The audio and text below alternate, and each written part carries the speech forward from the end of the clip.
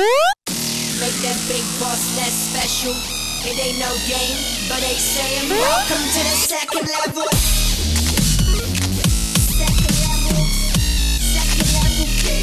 Second level.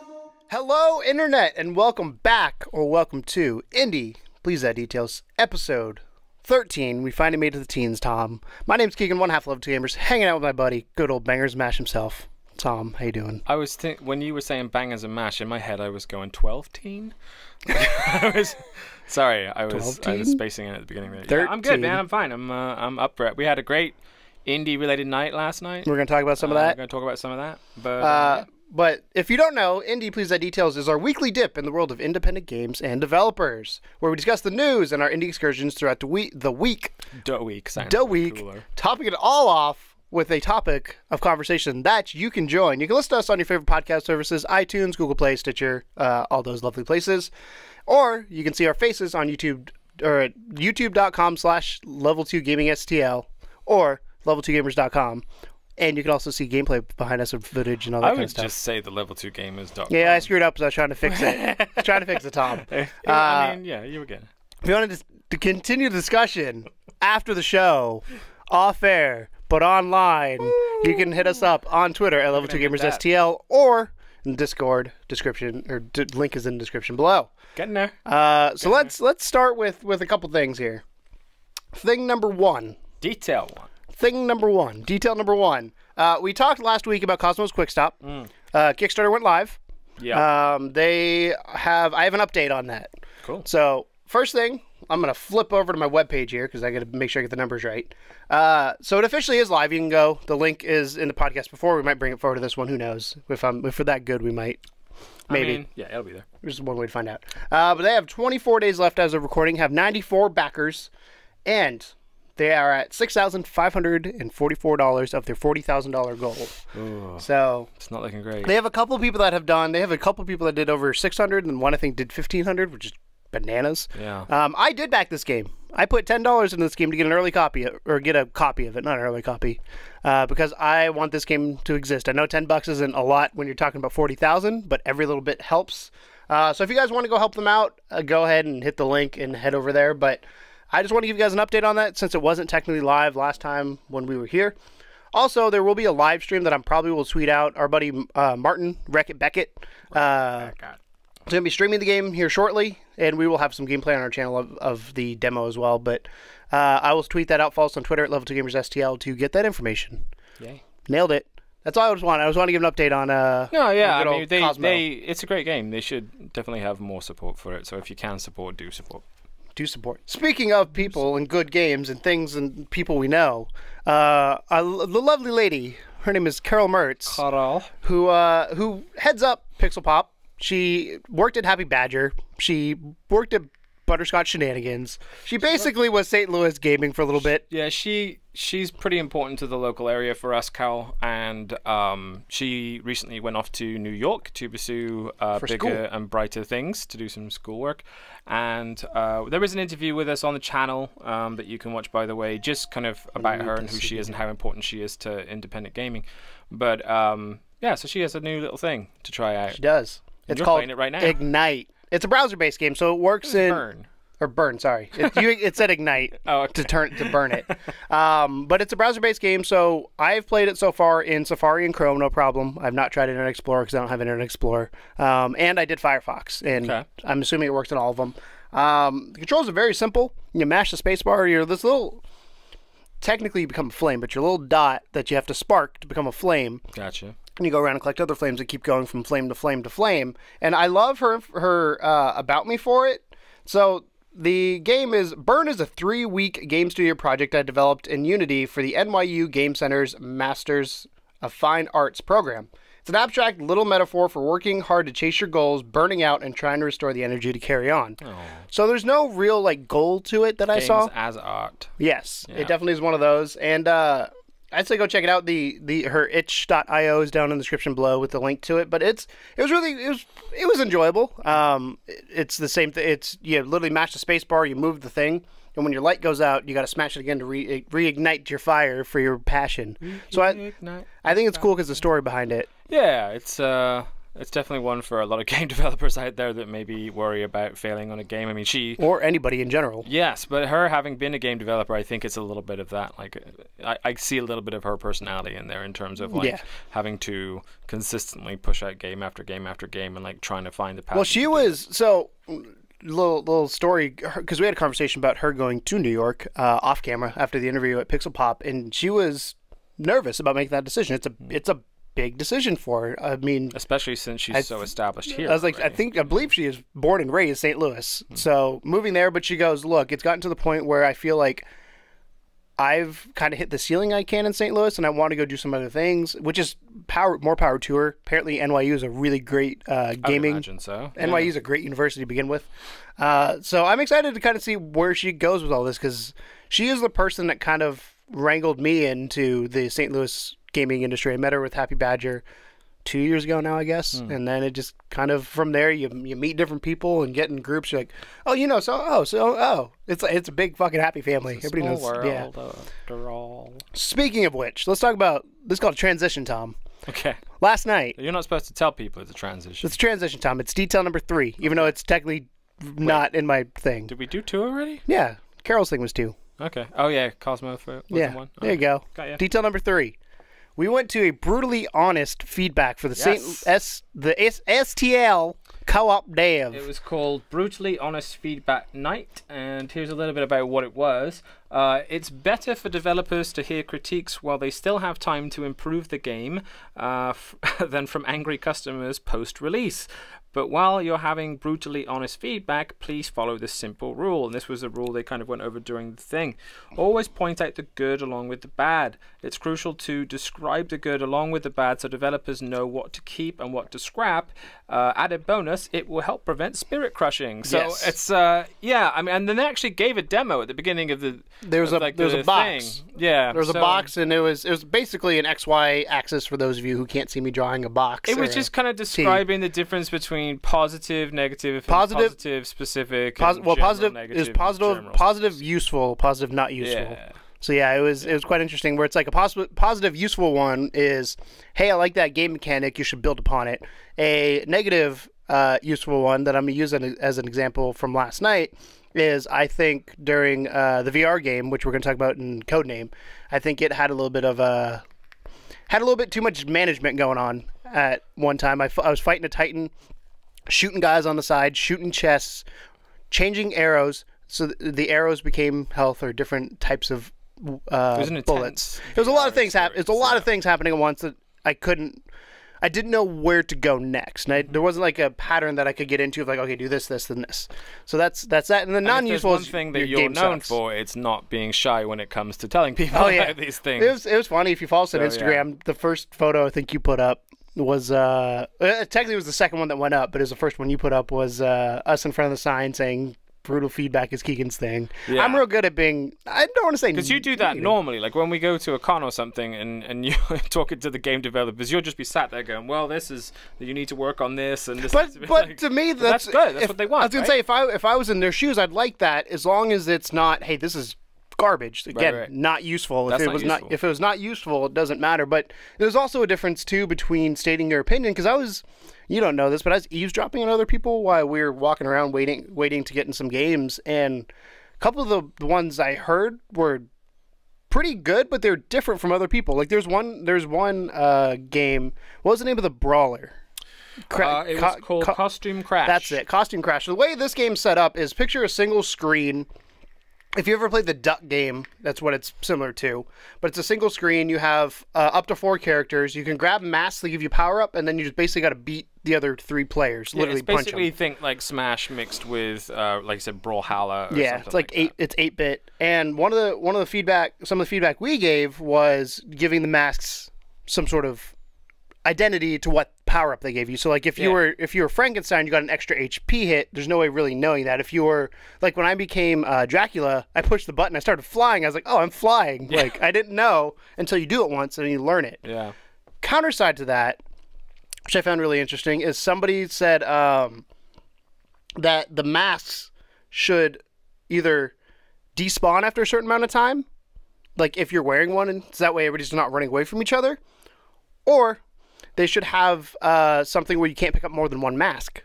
Because what you could do, and what I was doing, I don't know if you noticed it, but I'd pick up all the masks, so nobody else could have one, and then you have the advantage. Yeah. So I thought that was kind of cool, and again, it's not completely different, but it was something we didn't think of. And then there's another one. What was the rhythm game? Bunny Beats. That's it, Bunny Beats. I was like, I can't remember any names. World champion. Well, Bunny Beats player right here. No one beat my score for the entire evening. You're a night champion then. Well, I don't think anyone's. You don't know if it's the world. I'm pretty confident that no one's ever beat that score before. So the way that game worked is it gave you it actually was easier with your eyes closed, but it gave you a beat to follow, and you had to push buttons along with it to match the beat afterwards. So it had a study phase where it's like, here's a beat, here's a beat, here's a beat, and the art style, hardcore parappa the rap, honestly. Yeah. And the art style reminded me of like Okami, like a water. It was like paintbrush. The sort of Japanese ancient water. Yeah, I liked it. Water brush. But some of the feedback I gave is I wish there was a tone between studying and going. And he said there was one. I just didn't hear it, I guess, because we also were in a loud room. That's the other thing. Keep in mind when we're doing this is we're in literally a classroom with games happening everywhere and people talking. But this other lady had a really good piece of feedback that was build it up, because it was, I think, 10 beats total. And if you're like, for me, if I'm off one, I was off. Like, you saw me play. I got like 31. You got, what, 101 on your second try? 101 on my second try. You got 64 on the first one. That's true. Even that was like, all right. Yeah. That was all right. But like her thing was like do 4 or do 8, or like, and build up to the 10, whatever it may be as you go along. Or just a simpler pattern. The thing about this game, I mean, it was a great game, honestly. Like I said, it's beautiful art style, very simple. Just 4 rabbits that were banging moshi with hammers and carrots and stuff, and they would all play a slightly different rhythm to each other, but the thing was it was procedurally generated, so every single time you started the game it would be a different rhythm that was going through, and you had these 4 rabbits to watch, so you would watch them kind of play the song together for a little bit, then it would highlight one of the rabbits and say, okay, now watch this one, and in a minute you're going to have to do exactly what he's doing. The problem was, and we thought this was interesting as far as like able gamers and stuff is concerned, is that for most people, seeing the visual at the same time as knowing they're supposed to be listening to something wasn't connecting. Like, it was weird. It was like, you were like, I'm going to zone out, and then I messed with you. Yeah, I like literally had to either like zone out or close my eyes to play the game in the way I wanted to play it, because for me, picking up rhythm worked far easier from my ears than from my eyes. And that's what I did. I ended up closing my eyes too. A lot of people, I heard people giving the feedback of it's easier to play with my eyes closed, which I mean, it's crazy for a video game, right? But the guy also he was a music guy. He admitted, he's like, I'm a music person, and that makes sense based on how he designed the game. I think one of the things he's got to figure out is, we were talking about it last night on the way home, is how do you make it so those visuals aren't distracting? Yeah. And they either have to add to it or not do anything to the person, or be more obvious as to how to help your eyes. Yes, because like the ears, obviously you're listening for the hits, but like I think there was not enough impact with each of the blow. Like there could have been a small flash or something, so like your eyes can at least try and pick up a pattern. Got it. Yeah. But I think but the bones of that game were great. Yes. I thought it was really interesting. I think that was your favorite one. It was probably my favorite game. Yeah. Mine was the VR one, which we'll talk about tomorrow on Codename. The other, my other one I really loved was the costume one. Like, that one to me was like, I actually, as you know, went back to play, and it was funny because the guys were like, "You back?" I was like, "Hell yeah!" I won the first round when we played, and then I won again against some other people. And that game is a lot of fun. Hopefully, it's going to release. They're talking hopefully December release, which is a month away. Yeah, they're trying to get it out pretty quickly. I would love to, even if it's just the build they have now, to play that. The downside is, as of right now, it is only PC.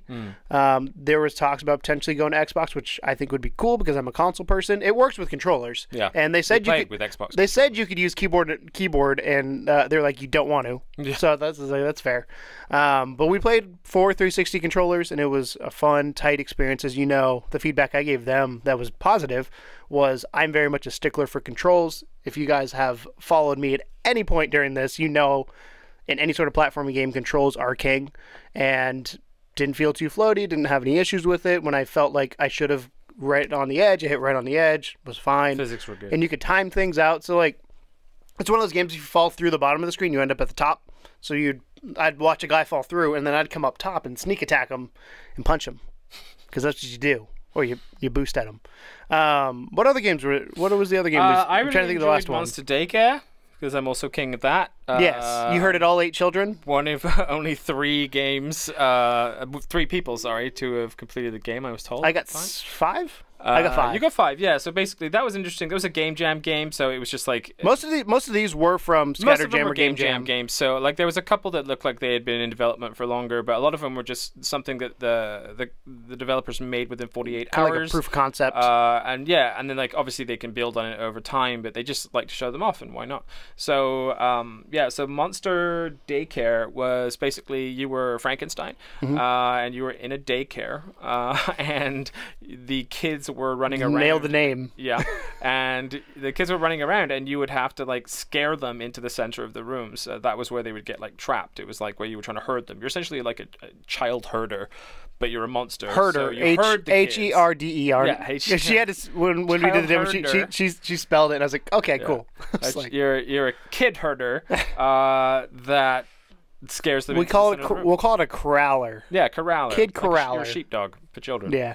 It was interesting. The art I really love. And again, if you watch this for any stretch of time, you know that I love art. The art on the rabbit one and the art on that one were probably the ones that got me the most. The one for costume was very 8-bit. Is what it was good. Don't get me wrong. It looked good. It was just classic Nintendo. Yeah, it wasn't anything new. Yeah. But the artwork on those two probably were my favorite art styles from the night. Obviously, I think the rabbit beats or bunny beats. I can never remember the names of these things. Was the coolest one when it came to style. Yeah, but not the costume one. Sorry, the Monster Daycare one looked like the aesthetic of like an old '90s Nickelodeon cartoon or something like Hey Arnold or one of those guys. I think I did a Rugrats reference at one point without even thinking. Yeah, I was like, oh, yeah, actually, that's good. It's a good thing. But also Naruto shows up in the game as a kind of like a homage. His name is Dash, which we thought was kind of fun. You just saw this kid in the corner with spiky blonde hair and like 3 marks on his face, and I was like, oh, this kid looks like Naruto. And then he dashes off with his arms behind him doing the ninja run, and I was like, holy shit, it is Naruto. They were like, his name's Dash. His name's Dash. We don't want copyright infringement. Yeah, it was very funny. But that was a fun game. And then they showed us, because we asked if there's going to be other monsters or anything, because again, these games are early in development for a lot of them. A lot of them probably aren't going to come out for a little while, but we asked them, like, what other monsters are you going to have? Any other powers? Is there going to be a super stout? And they had a sketch of, I can't remember what they named her, but the bride of Frankenstein. Yeah. So it was cool looking there. Yeah. So like this is like early, like dirt early games that they were showing off, but they needed that feedback to progress better. Some were more polished than others. Yeah, for sure. And further along than others, because the one guy with the VR game said he'd been working on it 1.5 years, I think. Yeah, which is definitely longer than 48 definitely showed. Hours. And then there were some tabletop games there as well. We didn't really get into those. I don't tabletop. They're too kind of difficult for us to get into. We're not smart enough, to be honest. And then there was one game this guy was playing. I can't remember. I don't know which one it was, but I turned to you. I go, "That's why I don't play that game, because they're thinking." The other one that we played was Trick Retrieve, which was another Scatter Jam one. Scatter Jam, I think they said. And again, created in 48 hours. The plot there was basically you were a skeleton who's was getting his bones stolen by the neighborhood kids. Tom got good with it too. I got good, man. I couldn't fucking get past the first level. It was hard. Like the way that the game is designed is essentially like a Pac-Man style game. So you are going around a maze. There are things chasing you, and you have to avoid them, and then get to the key, and then get to the bone. So two hit points you have to get while avoiding 1, 2, 3. And you had 4, candy to however drop. Many kids. You could drop things like candy to keep the kids held up. 3 powers, invisibility. Yeah, there was some. Put a wall up, some and special. I can't remember the third one. Powers that you could use, but it was, I don't know. It was a neat idea for a game. It played weird. It was definitely good. Like I definitely got that kind of one more try. Hook, like that one more try thing. I feel like with a tiny bit more polish, that one could definitely have a lot more like you said, legs to it. The structure's there. Yeah, I made the pun that the bones were there, but the main character's a skeleton. Yeah, you get it. But yeah, like just some of the what do you call it? assets, I suppose, could be sort of tweaked a little bit to be a little bit less I think monotone. Yeah, I was gonna say I think one of the things I ran into is I didn't know what, because it's the top-down 2D, so I didn't know what was wall and what was not. You talked about like you gave the feedback of something. I didn't even notice this when I was watching you, but some of the area had pattern like carpet, and then some of it was solid. You like. I think you said you should probably make the floor all patterned so there's an idea. So you like, okay, that's floor, this is wall. Right. Especially when it's two solid colors going or back just to back. making it like, and alongside of that, I suppose making it less than just like one color, like make it look like a shaggy carpet or whatever. Like give it some, or even like a cheap like copy in like a small weird pattern, like a shower curtain pattern or something, and put it on there. But yeah, I mean the game was fun as all hell. It really was. It was. We described it as Pac-Man meets Dark Souls, but because you would just like every time die, learn, and then just keep playing. The AI was crazy. Then it came down to execution. Crazy good. But yeah, I think there's something there, but it definitely needed like a little bit of tweaking. I think. But it was a really good time. It was a good, that was our first St. Louis event. Yeah.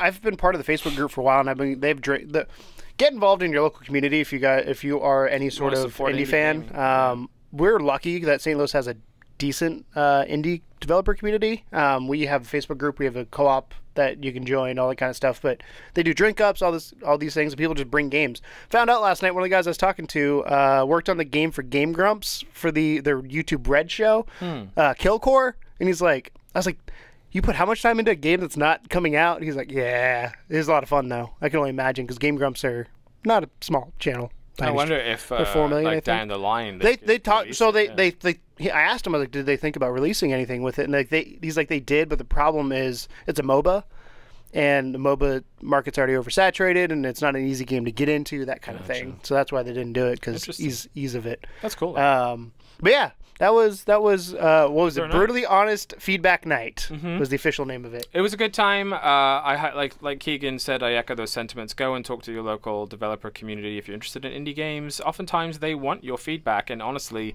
when you look up at the behemoths of the industry like EA and Activision and whatever the fuck else, and you kind of really wish you could bend the ear of one of those people and say, hey, could you do this, because this would make it better, and they send out feedback forms on that kind of shit, but ultimately they're usually going to do whatever the hell they want to do. The indie developers are desperate for that. They want your feedback. They want you to reach out to them, to play, for you to play their build and say, so this was kind of interesting, this, but be specific. Don't just be like, this sucks or this is good. Just tell them and be specific. We thought that was a fun message to share, and also just a neat event overall. So thanks to the St. Louis Developers Co-op for having us there, and good luck to all of the young developers that were there. Yeah. Time to switch it up for detail number 4. That was a better transition.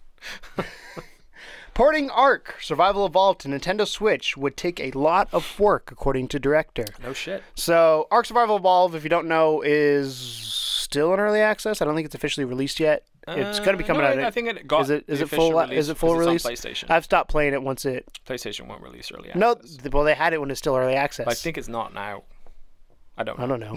I don't know. Because they had it when it's still technically early access, but they wouldn't call it early access. Yeah, I figured they... but yeah, Ark is a game I put a few hundred hours in back in the day. I stopped when they added snakes. I was like, I'm done.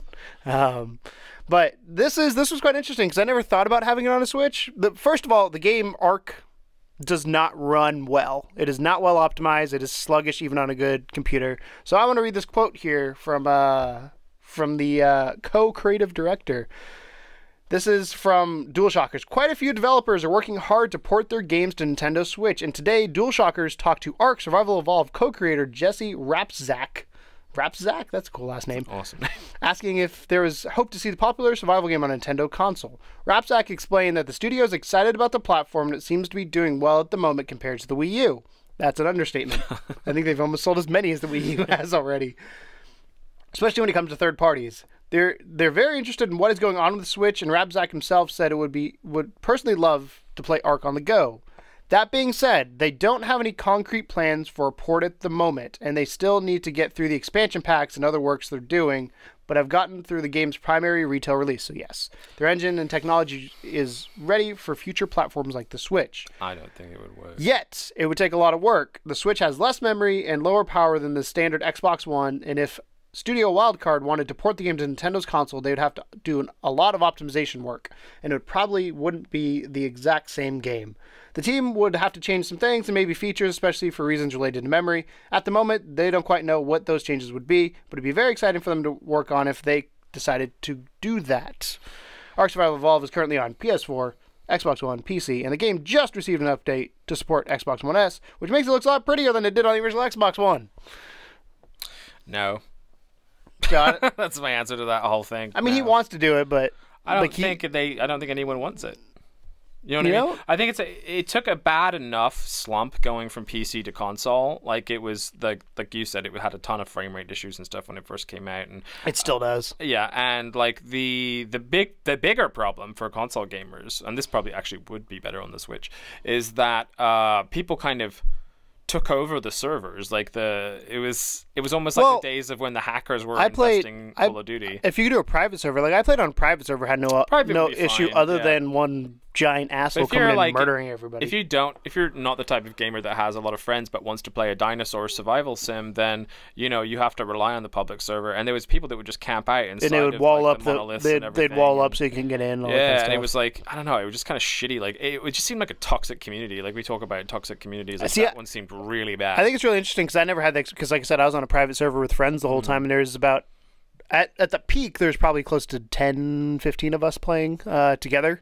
But yeah, I went on a public server once. I have it on Xbox One. It does not run well. Yeah. So I was like, So if it's not running well on the Xbox One, then it's not even worth it. Like I said, optimization is on the go is one thing, but also it's online, and it's like, and if anything, the other thing I would think is also the number of buttons that you have to do. Like that's why I don't like the Xbox.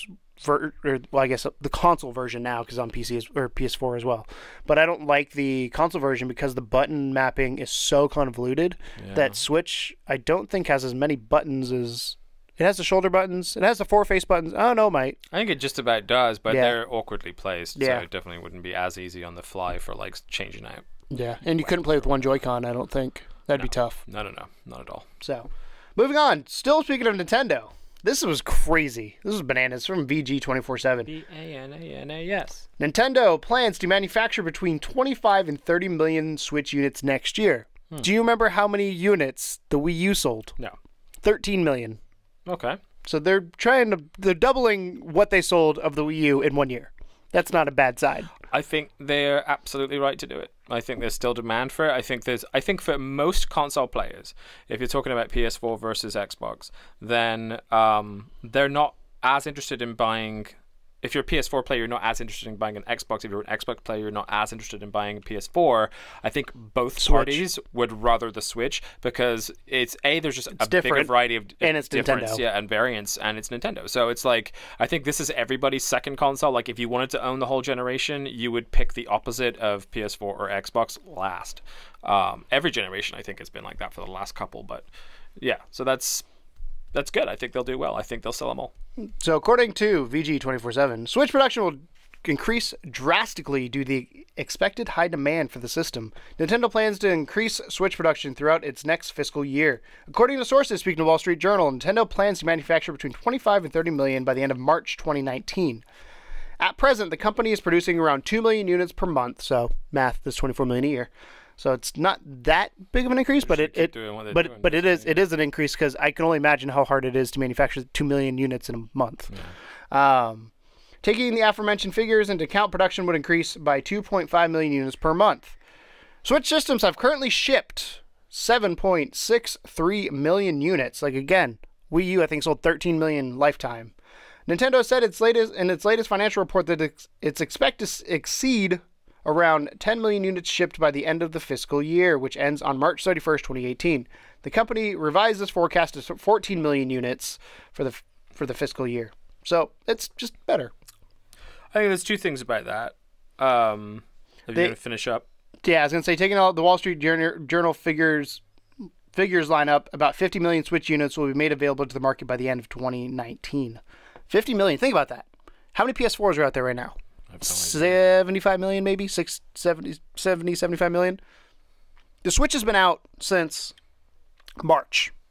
I like how you looked at your watch for that one. I was like, what month is this? I was going to do the math. How many months? Let it me is. look at my thing It's that 8. tells me when the Switch was released. It's 8 months, Right. and it sold, we'll say 8 million units. So, it'll be interesting to see kind of how this progresses when, in 2019, the PS5 comes out. You laugh, but there's more and more rumors saying I'm right. Yeah, which is kind of funny. We'll see. Or with Xbox One X being what it is, if it ever gets a price drop, because I think that'll help sustain that. Kind of what happens with the Switch, because it's a novelty now, and the thing Switch has going for it, and this is true for any console or any platform, is software. I mean, it's got the big pillars. The things I complained about where I was like, I'm not going to buy a Switch till they do A, B, and C. They've already done A, B, and C. They got to figure out to get a giant third party on there, which Doom has a better review on the Switch than it does on PS4. The price, though. It's the Nintendo price. Yeah, all games are higher. Yeah. It's a Nintendo Premium. That was annoying. I mean, because I hadn't played it on PS4, so I was like, ooh, I could play this on Switch. That's kind of cool. It's got an 8. IGN gave it an 8.5 on Switch, gave it a 7.1, I think, on PS4 or something like that, which I don't know what the difference is. I haven't actually read the review, but I saw the review scores. Yeah, so in comparison, the Wii U sold 13.6 million units life to date, while its predecessor, the Wii, sold 102 million units. We know how big the Wii was. Grandma had the Wii. Yeah, it was like a phenomenal. Grandma, it's kind of like the PS2. It's like one of those things that we probably will never hit again. But the Switch is. Oh, I think we will. Switch is doing all right. Someone's going to do it. I mean, if we're doing 50 million units by the end of 2019, the Switch will be around then probably 2 more years. I could see I'm predicting, one of my awesome predictions, 75 million units of the Switch will be sold by the time the next Nintendo console comes out. Well, think about the Switch in general, though. Like, because Pokemon's coming. I know. That's the big one. The thought behind that console, if you think about just the design of it, like the idea that you have here a handheld that also is a fully fledged device, you have the Joy-Con system versus Pro system versus whatever else, it's such kind of a unique thing, and Nintendo are so good at that I think that we're definitely going to see something else that's like a runaway success for them, like the Wii was, and this is as close as it's getting to it so far, especially after the Wii U, but it may even come from a different company altogether. As far as this having more units being sold and everything and having more available, that's just way better news for indie gamers more than anyone else, because as we know, like, the Switch is king of indies right now. Like, more people are buying them there, even if they're older. The thing about an indie game as well is that you do have those Nintendo premiums on things like the third party game like Doom, like you were mentioning, but indie games are always kind of cheap, so even if they're full price, it's usually $10-20 for a lot of those games that they're putting out there. So for a lot of folks it makes sense, and limited storage size, it makes sense to use the indies. So yeah, I think we'll see a big boom for the indie development industry if they can. You know what the other thing this means? Hopefully more dev kits that can go out. And that's the other thing. Yeah, because they were struggling with that, weren't they? For a little while. I don't know what it is now. I'd love to. I might send an email to people like, hey, have you heard if there's any other news on this? Speaking of indie developers, as we always do on the show. Speaking of the show. you know that there's one big one that made people buy Xbox Ones. It was a little big game that looked real pretty. Looked like a 1930s cartoon. Cuphead. What about it? So Cuphead's producers, I believe, creators of Cuphead, Chad and Jared Moldenhauer, went on to IGN, and they have a really cool podcast / vidcast. If you don't watch it, it's called IGN Unfiltered, where basically I have opinions on Ryan McCaffrey with how he interviews, but he gets some cool stuff out of it. He's very scripted. As somebody who does a lot of interviews, it kind of bugs me the way he's so tied to his paper, or he definitely guides it certain directions. But during his interview with the Cuphead directors, he asked, are you going to do a Cuphead 2? Or are you going to go to something else? Because there's two mindsets now. Is Cuphead, okay, Cuphead's out. We worked on it for 4 years. I need to go do something else to kind of clean my brain. Or Cuphead's out. It did really well. Let's continue Cuphead. And what the developers said, I'm going to find the exact quote from Jared here. He says, guaranteed you'll see Cuphead at some point. But as far as what our plans are, what we are distinctly doing next, there's been zero time to really breathe or think. We would have had 2 30-minute chats about the future. So, Cuphead is not going away. Well, but it may not be Cuphead there's 2. no way they could abandon it, but I do think that it raises an interesting question because of all the games that have been released in the last couple of years, I think Cuphead is one of those that everyone is very familiar with how long the development process was. Sold 1 million units in first 2 weeks. Right, but I mean, you look at the outcome of it, it was well worth every single inch of those 4 years. But then, you know, are people going to be as excited about a Cuphead in 4 years from now, or would it be better for them to kind of focus on something less The question is, why did Cuphead get our imagination? I think for a lot of people, it was the art style. And now that we have a game that's like that, it's like, okay, like you said, is it going to be one of those things where, like, do they improve upon what they had and just kind of continue with it? Or is it like, that was cool. It was, to me, Cuphead is one of those moments in time thing where, like, I don't think Cuphead 2, or whatever they call the next one, will be as excited, or you won't be as excited for it because this game looks so different and looked just like cartoons we used to watch. They would have to have some significant improvements to, like, the mechanics and things like that. Like, actually make a sequel worthy of being a sequel. It's because the art style was what won a lot of people over with the original game, but the next one has to win people over with, like, actual gameplay. And the gameplay on this was hard. It wasn't impossible. It was really hard, though. I think they could do it. I think they could top it. But the problem is, if you top it, how many years does that take? Yeah. You know what I mean? Yeah. So it's a tough one. I don't envy their position. And then detail number 7. We have Game Award nominees, Tom. This was literally dropped this morning as we're recording. I went through Twitter as I do before I show up, and I was like, ooh, Game Awards. Ooh, woo, Game Awards. So here are the nominees, and you can vote. If you go to thegameawards.com/awards, you can vote for Game of the Year. You can vote for Best Art Direction, Sound, all that kind of stuff. But we're going to talk about Best Independent Games. Obviously. So the ones that are nominated, by the way, the definition for Best Independent Game, in case you're wondering, for outstanding creative and technical achievements in a game made outside the traditional publisher system. That's the definition they used.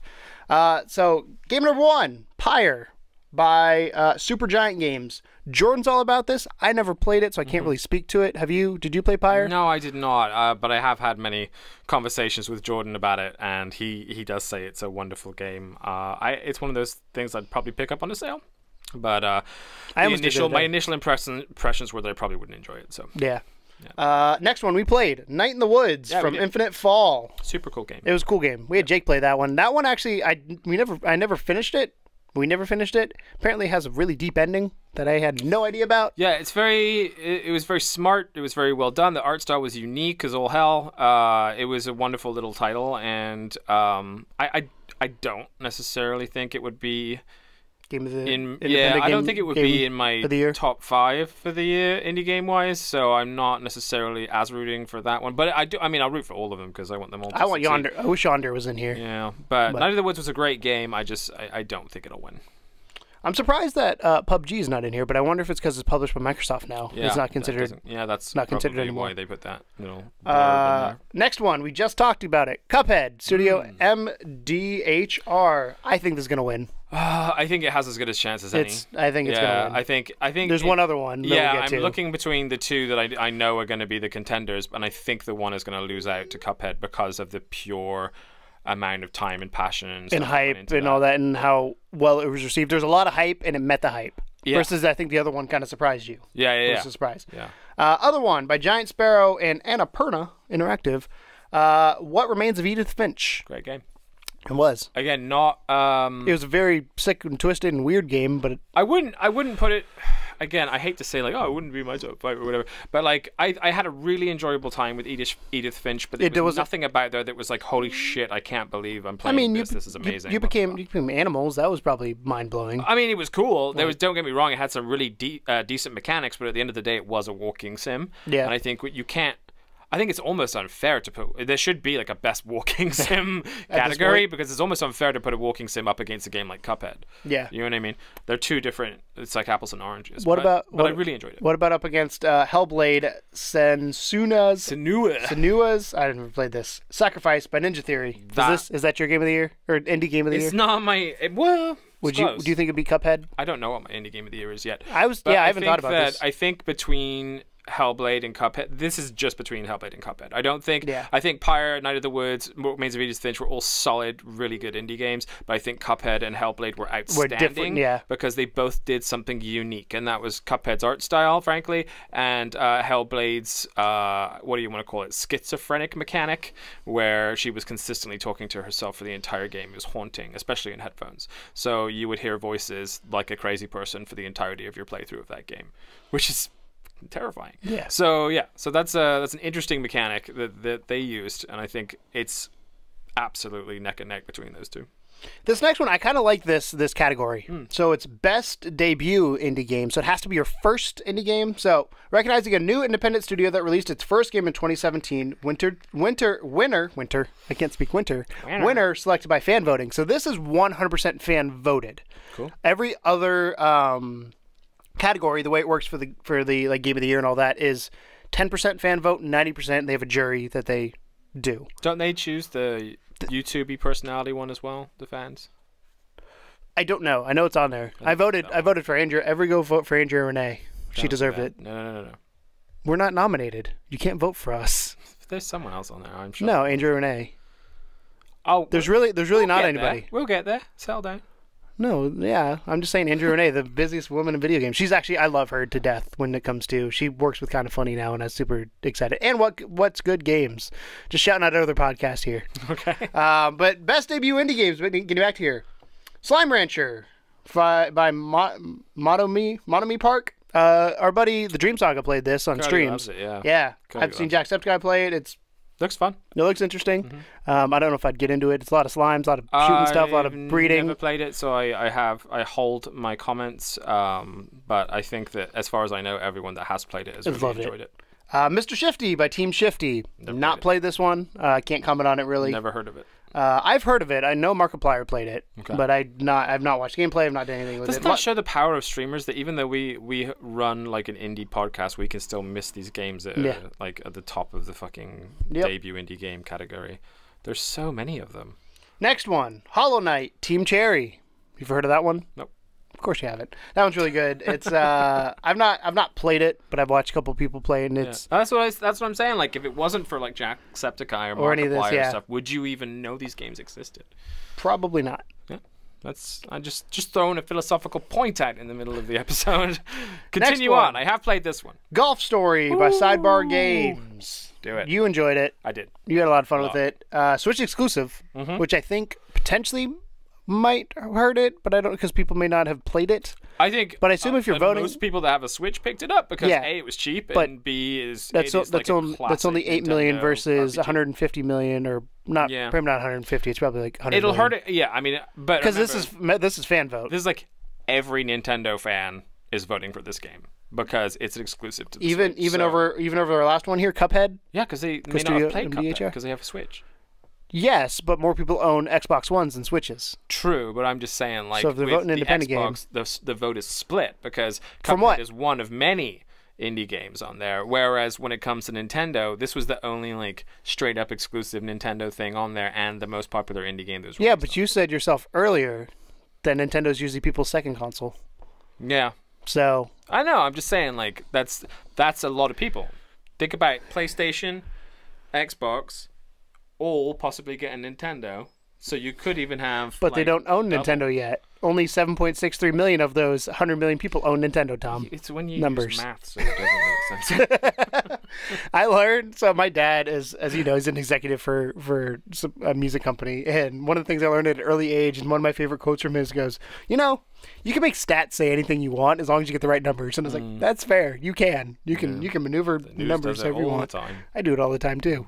But yeah, Golf Story was great. Golf Story was definitely one of my up theres for Game of the Year. I have not had enough time to go back to it and fully enjoy it, but I really want to. I think Golf Story or Cuphead's gonna win. Cuphead will win. Yeah. Yeah. I think this is what'll happen. I think Hellblade will win indie game. I think Cuphead will win the debut game. Are you sure? Yeah. Is Hellblade is an exclusive to PlayStation, or is it a cross-platform? I can't remember. I never played it, so I don't know. But I would say that I think artistically and in terms of like creativity and graphical prowess, but did more people play, because it's fan voted? So if more people played Cuphead's going to win by popularity. Well, this is a popularity vote. Well, yeah, that's what I'm saying. Cuphead will win this one. I No, think I'm talking Hellblade about- will win the other one. This one is voted by fans. Oh no, this one's not. This one's voted by media. Never mind. Take that Thank you back. for joining me. Take that back. But I think that Hellblade will win on technical prowess, and I think Cuphead will win the fan favorite purely because it's like a consolation prize for not getting the main one. Because any other year, I voted. Just FYI, I've already voted. voted for cast Cuphead? I voted for Cuphead for Indie Game of the Year, and I haven't voted yet. And I voted for Golf Story for my best debut indie game. See, based on what you said, it's what I going to saw. go one of those two ways. It's either going to be Cuphead and Golf Story. Because I was like, Cuphead Hellblade can't win. and Cuphead can't win both. That was my thought. I was like, this is. I mean, it's a great game, but I want somebody else to shine. I think it wins debut because it's more impressive as the fact that it's a fucking debut than Hellblade. Well, they also had Microsoft funding behind them, so that does help. That's very true. So, moving on to our spotlights. Do you know what my spotlight is this week? It's a really bad attempt at like an angel noise, like a drunk angel. My spotlight this week is Spintires. There you go. I think it's called Mudrunner. Yeah, Spintires Mudrunner. Apparently, this is a sequel to a Kickstarter game from like 2014, Spintires. It's a Spintires series game. I went into this, and I feel like full disclosure, we got a key for it. But I went into this with completely different. I never played the original. Different expectation than what the game actually was. At first, I was disappointed because I was like, "Do I really want to do this?" Because it's the way the game is set up. Is it's a simulation game through and through. Picture like a hardcore racing game, but instead of hardcore like racing, you are hardcore log hauling and refueling and doing stuff like that.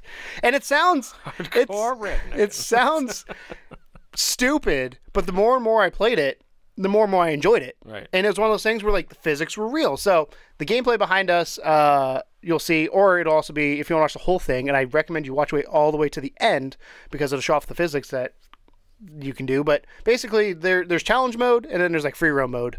I did a little bit of both. I played more challenge mode because it gives you obviously objectives of like do this, this, and this.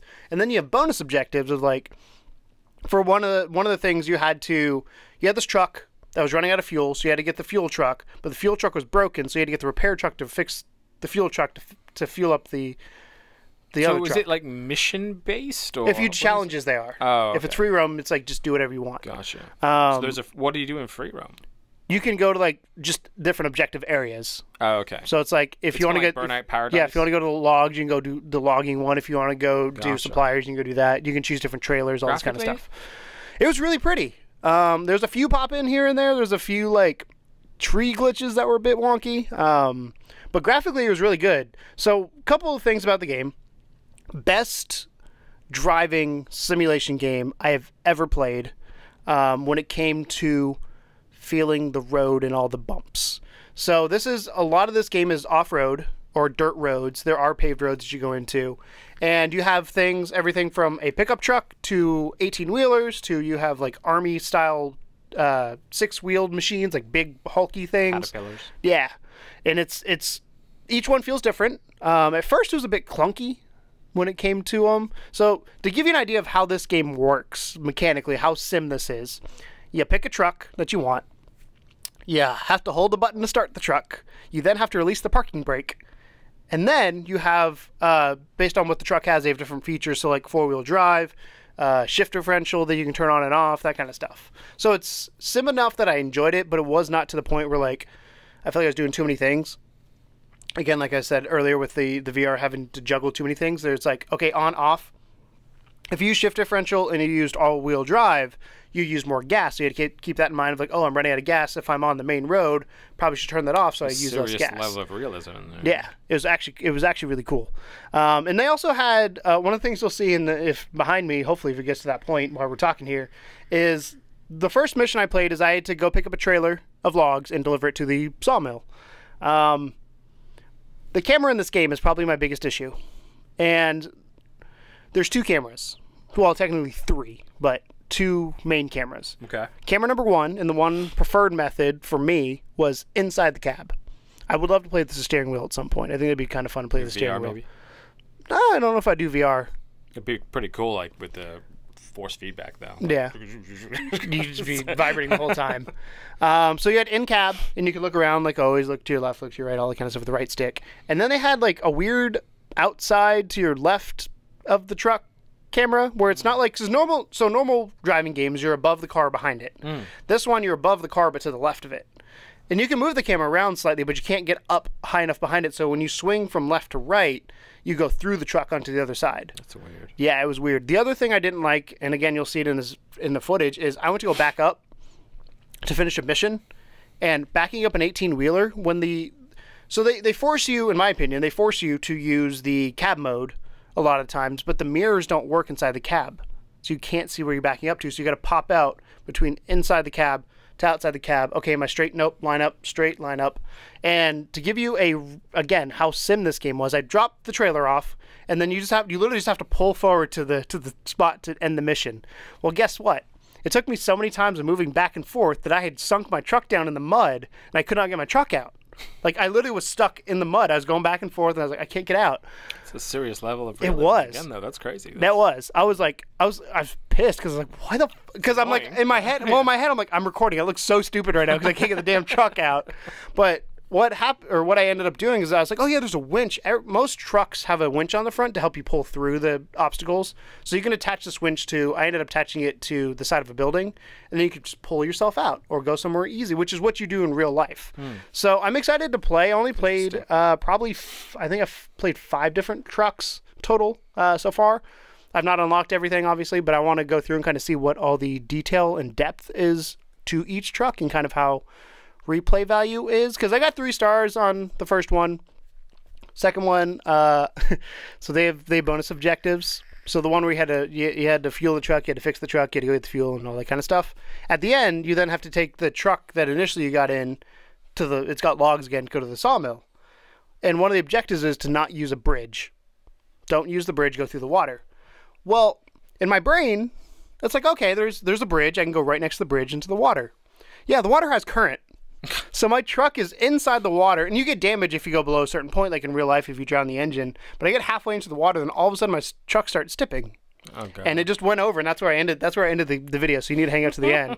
I lost the load of logs, and it was just bad. But again, for a game that wants to be realistic, that was beautiful. Like, that was, to me, it was like a moment of, this is what this game is. Yeah. This is, if you want this game, you're going to enjoy it. This is all like, no, this is as realistic as we're going to make it. Because I went in thinking it's going to be kind of arcadey, kind of a little fun here and there, like drive big trucks. But no, it's realistic enough that it's fun, but not too realistic where you feel like you're lost.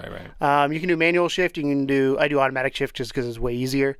And it teaches you kind of where to go and where not to go and how to use your winch. And using the winch to get out a lot of times is useful. Like, there's one where there's a patch of rocks you got to go over, and the truck will get stuck on them.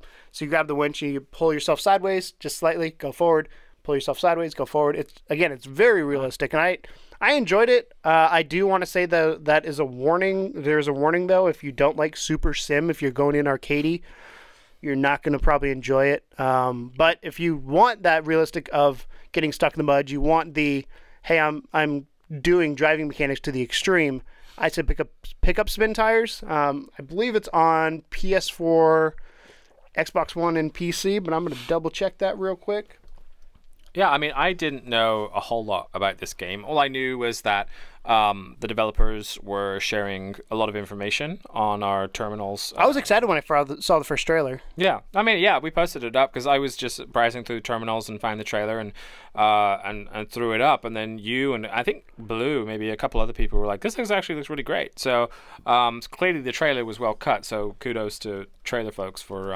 You know how we feel about trailers. Yeah, but the other stuff was, waiting for it to come out. PS4, Windows, and Xbox One. Yeah, I mean, the other stuff waiting for it to come out was just kind of like no one really knew much else about it other than the trailer. So it's interesting to get a better insight to it, and the fact that it is definitely more sim than.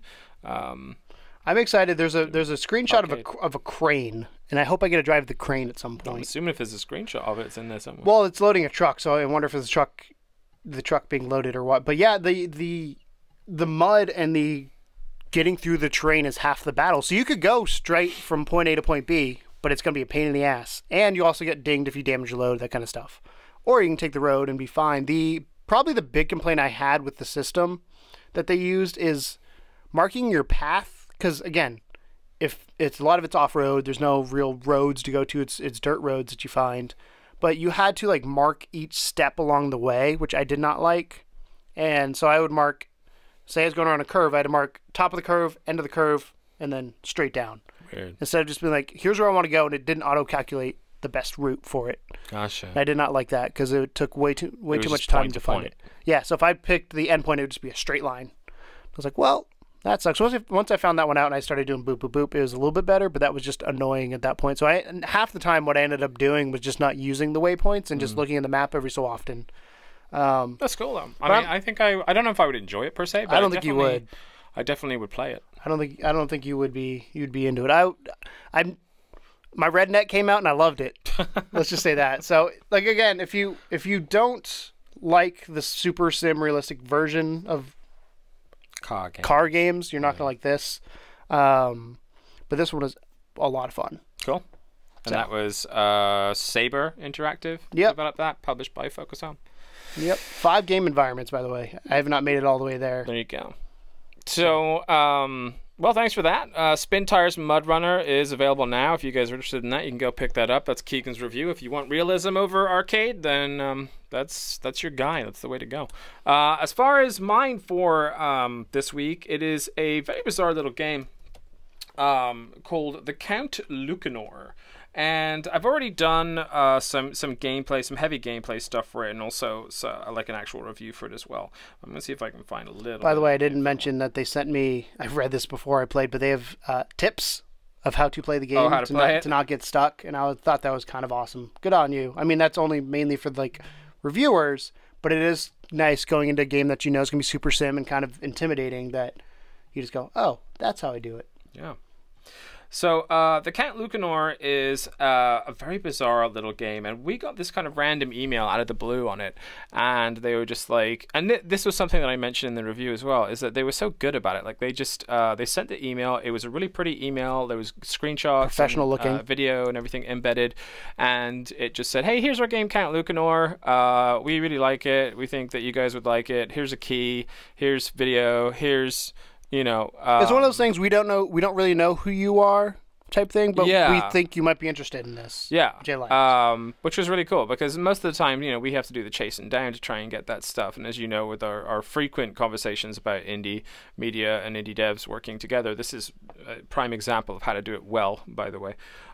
So they sent us this key and this information on this game. Now, let me read a little bit about it before I start telling you about my experiences with it. So the game is called The Count Lucanor, that's Lucanor. A dark and foreboding take on classic folk and fairy tales old, The Count Lucanor will challenge you with its fiendish puzzles and delight you with its grisly storyline. So let me explain it.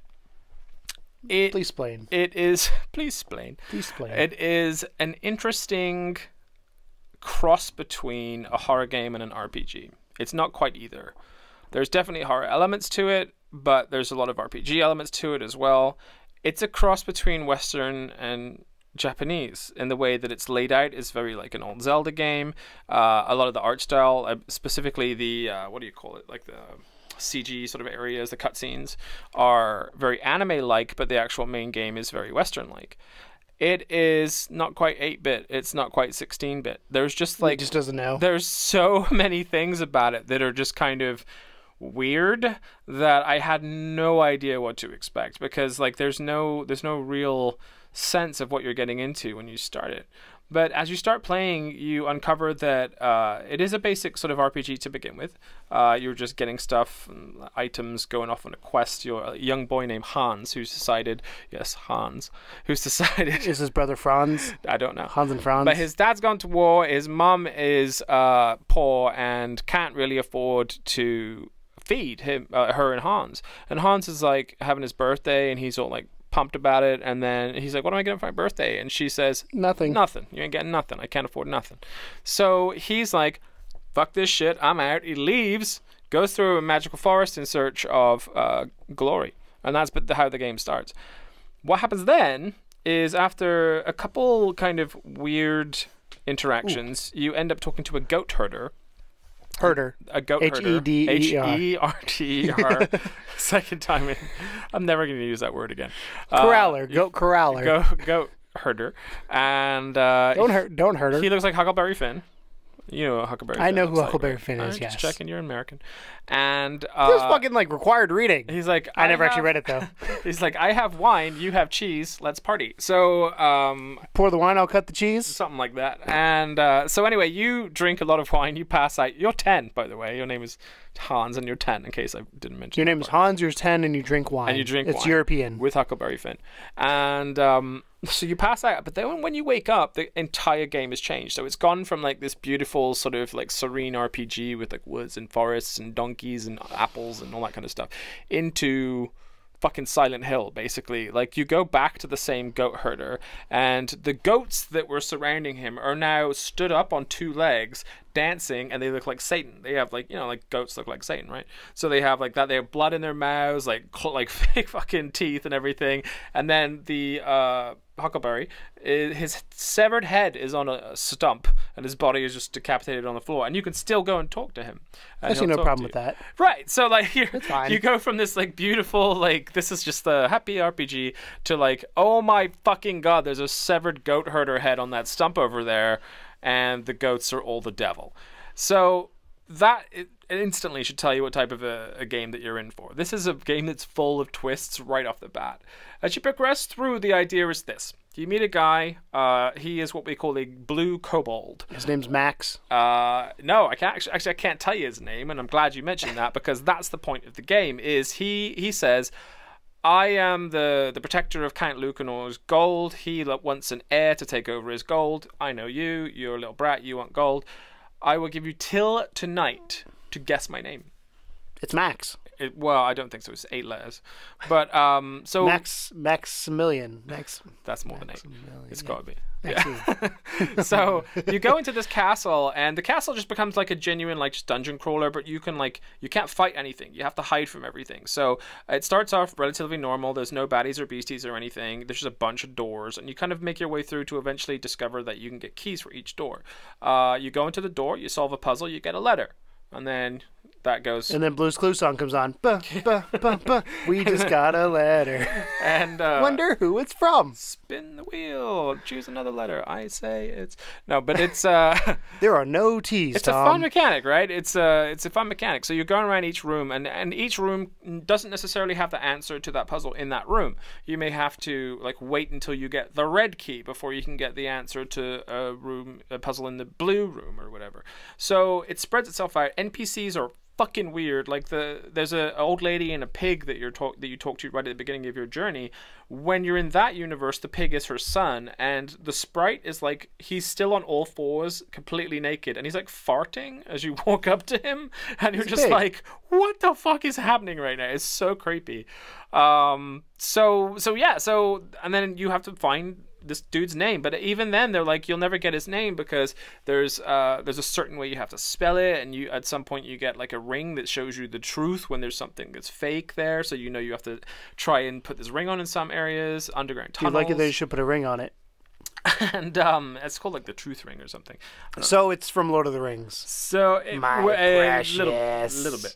So yeah, so it's really, really cool. So I want to read you what they said that the game is like, and I want to sort of add something to it. So they said, the Count Lucanor is an action-adventure with a retro feel that falls halfway between 8-bit and 16-bit styles, inspired by classic games like The Legend of Zelda, Yume Nikki, Silent Hill, and Dark Souls. Right? One of those doesn't fit. Right. Or I don't know what the second one was, so I don't know. Yeah, I've never played that. Never heard of it. But yeah, it was hilarious because like the Dark Souls, like they actually have a "you died" screen on there. But no, it is like it's you die, you're done, and then start over from wherever the last save was. It was probably a year ago. Was it bonfire? I don't think there were bonfires, no. But like, no, I get it. Like, that's a really good description. The only thing I would add to that description is Undertale, because it felt a lot like Undertale? Undertale. Because it was one of those games where you have, like, I don't know, like everything about it feels like normal and like you're not going to be confused at all on how to play it, but then it just twists your perception of what that type of a game can be. So like I think you'd be okay with the horror elements of it. I don't think it's anything that would scare you. I didn't see no snakes. No snakes. Cool. So far anyway. But yeah, but it was so like addictive. Snakes are immediately like nope. Yeah, no, I didn't see a single snake. Lots of goats, but no snakes. So it was one of those things where we played it on a whim because the developers were so kind to give us the code. I didn't know what to expect. It's real funny because, I mean, we don't get a lot of codes, but when we do get codes, it's one of those things where, like, we will look at the game. Yeah, for sure. We'll usually give it a good old college try, and it's one of those things like you said, a lot of it comes from the email, though, too. Like, the email told you exactly what exactly to a certain extent what you're getting into. If it was just like, here's our game and here's our code. And there wasn't a code in there, or if it was like, here's a code, but there wasn't any information in there, I probably wouldn't have played it.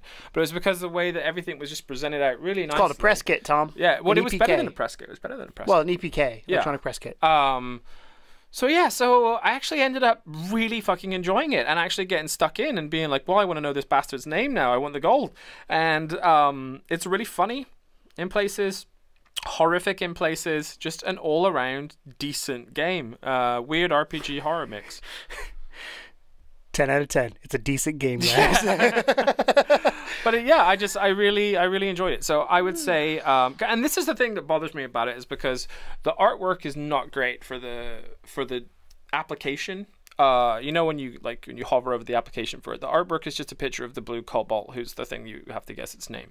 And that is the artwork, and I know, and I felt shitty about this, but I know if that's all I saw, you wouldn't get it. I wouldn't get it, and I don't think I'd even watch the trailer for it, because you're shallow. Huh? I am. I judge a book by its cover when it comes to games, and like it's seeing that little guy there, I was like, I have no interest in whatever this weird magical creature is, like. I would have missed out on this beautiful game that I've actually really enjoyed, and it's becoming honestly top 10 for my game of the year list. I really like this one. So the Count Lucanor isn't even out right now. It doesn't release until later. It releases on the 21st of November 2017, so we were kind enough to get it early too. There is, of course, gameplay and my review up on the website already, and the developer is Baroque Decay, if you're interested, or Baroque. It's like the ancient. The music period? Yeah, exactly. $15.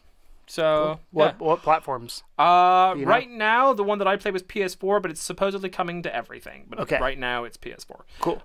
So yeah, really, really awesome game. Awesome developers for putting that together. And again, none of these comments are based around us getting the game for free. It's a really fucking good game. Like if you like Undertale, look at it. At least watch the trailer. The only comment about getting the game for free was the fact that you wouldn't have played it otherwise. Well, yeah, but that's the thing though, is because the picture threw me off, and it's just another thing I think indie developers need to bear in mind is that like your artwork matters, and your things artwork like that and your trailer are your first impressions. Yeah, and when you're fighting against thousands of other things, or hundreds of other things. So yeah, that's just being honest, and I feel like a dick for saying that, but honestly, welcome to my world. I wouldn't have looked at it twice if it wasn't for the fact that it's called brutal feedback, Tom. Yeah, bringing it full circle. Brutal feedback. Cool, great game though. The Count Lucanor, pick it up. Cool. On to our discussion question. This week. So I was thinking, and I literally didn't have a question until this morning because I was trying to figure out like what's a good one to have. I was rating on Destiny last night, racking my brain about what's a good question for tomorrow. I logged off like, oh shit, I don't have a question. So yesterday when we were at the brutal game feedback thing, brutally honest feedback. There you go. I'm real bad with names. If you haven't noticed. I'll put it out there for you in case you ever need to say it again. When we were there, one of the games we played with the Costume Crash. Got it. It's right there, guys. Yeah. Those of you who are listening, I pointed to the piece of paper. Costume Crash, one of the things that they did with that game is it is only local co-op and it's only multiplayer. So my question to you, are multiplayer indie games harder to sell to people than single-player indie games? And follow-up question, are local multiplayer indie games harder to sell than online multiplayer indie games? Go. Yes and no. Explain. So, no and yes. I'll explain.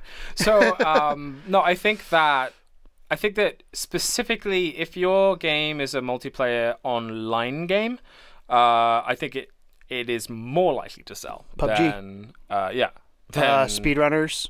Yeah.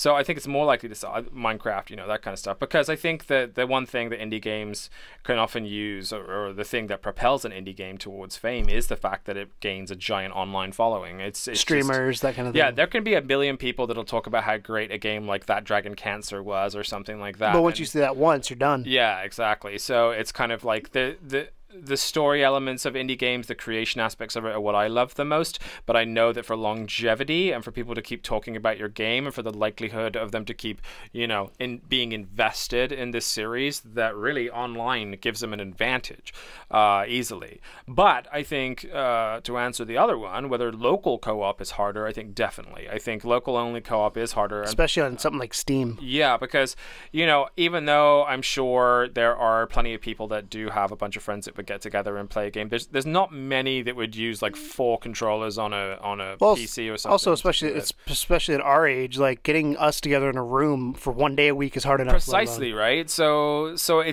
it's just not as common. I mean, a good example of a game that I love, but I don't play because it's local co-op only, is Overcooked. Like, me and David are like, we need to finish this game. We need to find time to finish this game. Well, there has to be something about the co-op aspect of it that you could do with bots or something. Like, make it so that it's at least playable single player and not just co-op only, especially. But I think you're absolutely right. I think games like Overcooked, they get a lot of praise. People like them a lot. But if there was if it was local only co-op, I don't think you don't have to do that local only, do you? Overcooked? Yeah. You can't do it online? Nope. Well, yeah, I think that hurts it. I think it hurts it significantly. Oh, I agree. Yeah. I would play the crap out of it otherwise. So yeah, it's a mixed bag, isn't it? I think single player always does well, but as long as the story is solid and the gameplay is solid. I think that multiplayer has more legs. Even multiplayer online. What about multiplayer only? No single player. Multiplayer only online That's a lot is of words. hindered only by the fact that the game has to be great. I think it depends on the game, like style you're going for. It has like to be great. Like I think of like multiplayer and single player. Cuphead. Cuphead's not multiplayer online, it's only local co-op. Yeah. But the single player is so good that it's one of those games, like if you had a friend come over, you would show it to them. You're not going to have that friend come over to play that game, I don't think. Right. I mean, you could, but that's not one. Versus like Overcooked, you're like, we're going to get together and play Overcooked. Or we want to get together and play Overcooked in my case. Yeah. So I agree with you. We're like, I think having online, as long as it's done right and makes sense and people get the hook of the game, and the game's got to be good, obviously. That's the kicker. Is that it has to be amazing, and because the thing that happens if it's not is what your player base dies. And you have no player base, and then it's game over. No one buys into a dead game. If there's single player elements, they will still buy it months after just to experience the story. Yep. So I agree 100% with you on that one. I feel like if it's online, if it's a good game, go for it. If it's single player and it has like local co-op, that's fine. If it is online or it is local co-op only, I have an issue with it, but depending on like I said, Overcooked is a prime example of one that I think me and David are like, we want this to be online. For AI, you're fine. Yes. But like I think if there's no bot option, or at least some kind, like even like Friday the 13th, right? Friday the 13th is online only multiplayer. Well, it's gonna have single player here shortly. Precisely. Like they're like, okay, we know the multiplayer is really good online, and that game could survive off of that. But they're still doing a single player, and they're still like, yeah, we still want you guys to be able to do it, and that has like bots and stuff in it. So adding more in terms of different ways to play your game is always going to help you beneficially, but focusing on one thing that is super niche, or like for the flip side of the coin, a game like For Honor, or even right now, Tom Clancy's Wildlands, like that player base, they're all dwindling. They're all dwindling because people have moved on. Versus like a game like Overwatch. Better games, which Overwatch instantly hooked everybody, and now that's like an esport, and it's one just of the biggest games. Yeah, and that community will never go away. It's Team Fortress 2. It's toxic, but yeah, I mean, it's hang out. It's Team Fortress 2 level like dedication. So I mean, people still play fucking Team Fortress 2. People still play CS:GO. That's been out for how many years? So World of Warcraft. Yeah. So I think a truly great online multiplayer game will last forever. But for you to be an indie developer and create something like that, I mean, lightning has to strike. It has to be PUBG. It has to be something. It has to be something that'll stick. Yeah. Or Minecraft. This has been Indie Please Add Details, episode 13, our weekly dip in the indie world and indie developers and indie news. I'm gonna sneeze. You're sneezing all morning. It's so funny. Yeah. Start over. This is our weekly dip in the world of indie news and indie games, where we discuss the new indie games and indie developers. Where we discuss the news, the indie excursions, our indie excursions throughout the week. I'm just butchering it. It's fine. Topping it off with the topic of conversation. You can join at the end. What do you guys think? Do you think having multiplayer helps or hurts selling indie games, local versus online? Yeah, what type do you think works better? You list us on your favorite podcast services. Also, who are you voting for in the nominees? I want to know. I already voted. Yeah, I know. I know you, but I want to know who they're voting for, who they think should win game, best independent game and best debut independent game. Cuphead. I want to know. Comment. Tell me. Cuphead and Golf Story. You listen to us on your favorite podcast services: iTunes, Google Play, Stitcher, SoundCloud, all those other places. Or you can find us on live2gamers.com. See your lovely faces, see some footage behind us, cool logos, stuff like that. Or you can listen to us or catch up with us off air, but online so you'll never at Live2GamersSTL on Twitter or Discord, link in the description. My name's Keegan. This has been your episode 13 of Indie Please Details. Thanks a lot for watching, guys. And as always, welcome to the second level. Bye. No game, but they saying welcome to the second level.